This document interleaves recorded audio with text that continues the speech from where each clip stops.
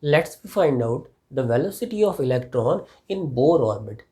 Let me assume that an electron is moving in a Bohr orbit with the velocity v.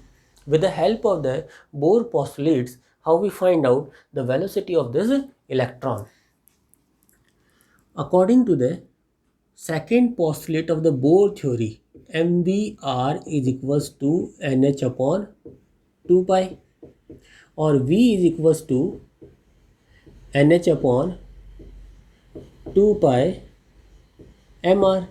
Let this is the equation first. In our previous video, we discussed about the radius or Bohr radius. That value r is equals to n square h square upon 4 pi square m z e square. Let this one is the equation 2.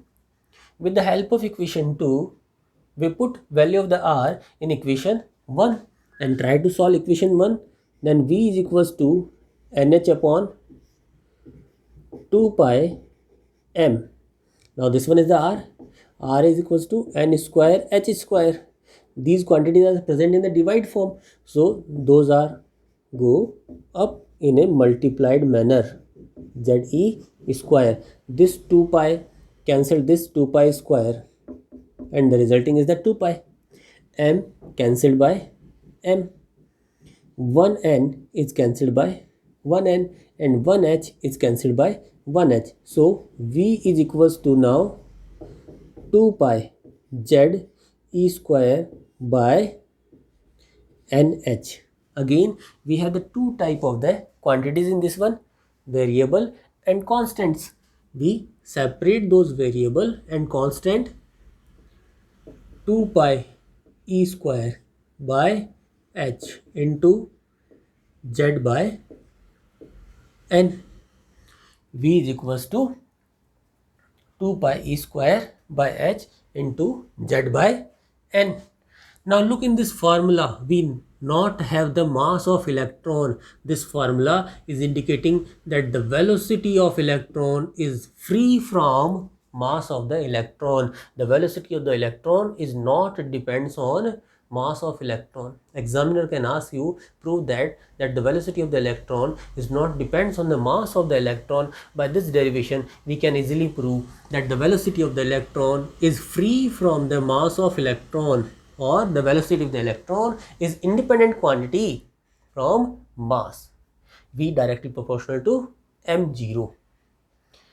When we put the values of pi, charge of electron and h in this equation, on that time the velocity value is comes out 2.18 into 10 to the power 8 z by n centimeter per second.